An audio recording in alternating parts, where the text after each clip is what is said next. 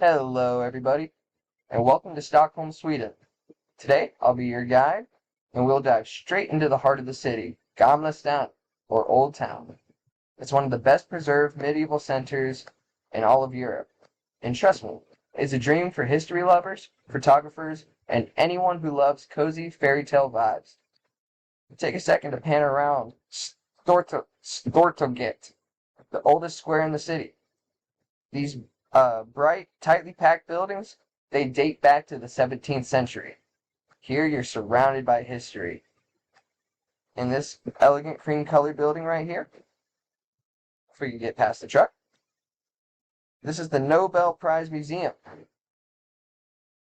You'll find exhibits about past winners like Einstein and Marie Curie, which are not bad inspiration if you're stressing about finals.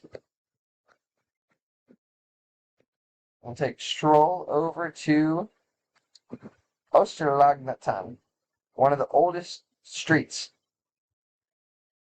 As we walk, you'll pass several cafes selling warm cinnamon buns, which are called Kannenbullar, and cozy boutiques and handmade crafts and vintage books.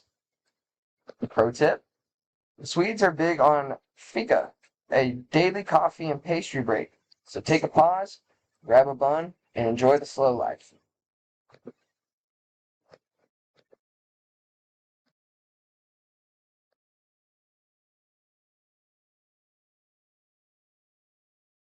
I believe we will be passing by Martin Trostig's Brand, which is one of the narrowest streets in all of Stockholm, just 35 inches at one point.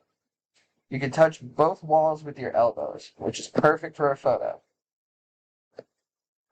Right here is, I believe, St. George statue, which is a recreation of a 1912 original in the cathedral. Go ahead and move on up to here. As we keep walking towards this way, we should be coming upon the Royal Palace, or Kungla Slottet. Here it is. This is one of the largest palaces in Europe, with over 600 rooms. While the Swedish royal family actually lives outside of the city, this is where you'll find all the official ceremonies that take place. If you're lucky, you might catch the changing of the guard, which is like in London, but with more Viking energy. Before we wrap up, fun fact, under the palace is a hidden underground museum with treasures from the Old Kingdom, including royal armor and horse-drawn carriages. Not many tourists know about it, but it's a must-see. And this will wrap up our tour from Gamla Stan to the Royal Palace. Whether you're into history, architecture, or just cool alleyways, this walk gives you the perfect intro into Stockholm's timeless charm.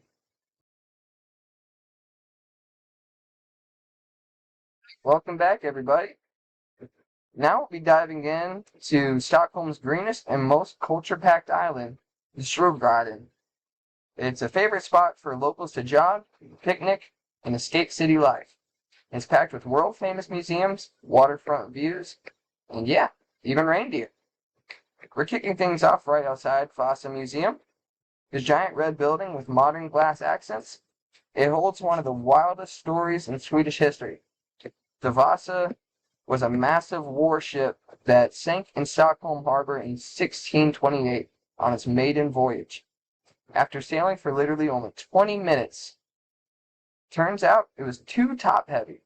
But the cool part, it was rediscovered and raised 333 years later, almost completely intact. The museum was literally built around the ships. Inside, you can walk around multiple levels and see the preserved woodwork, carvings, and even some of the original cannons. It's one of the most visited museums in all of Scandinavia, and for good reason. Now, as we're taking a stroll down Djurgårdenvägen, the leafy boulevard that connects this cultural stretch, it's perfect for a chill walk during the summer. You'll see locals and students hanging out along the waterfront. And if you're here during the warmer months, there are kayak rentals, outdoor cafes, and street musicians adding to the laid-back vibe. Just down this way, we will be heading on to the ABBA Museum. Yes, that ABBA. Whether you're a fan of Dancing Queen or not, this place is surprisingly fun. You can dress up in sparkly costumes, remix classic songs, and even perform on stage as a hologram. Even if you're not a pop fan, it's worth a peek on how interactive and quirky it could be. Keep walking, and you'll start to feel the nature take over. This is why Djurgården is so popular.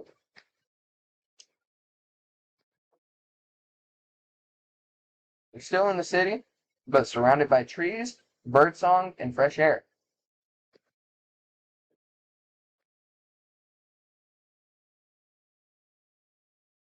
We'll soon be arriving at Skansen, which is basically a mini version of Sweden.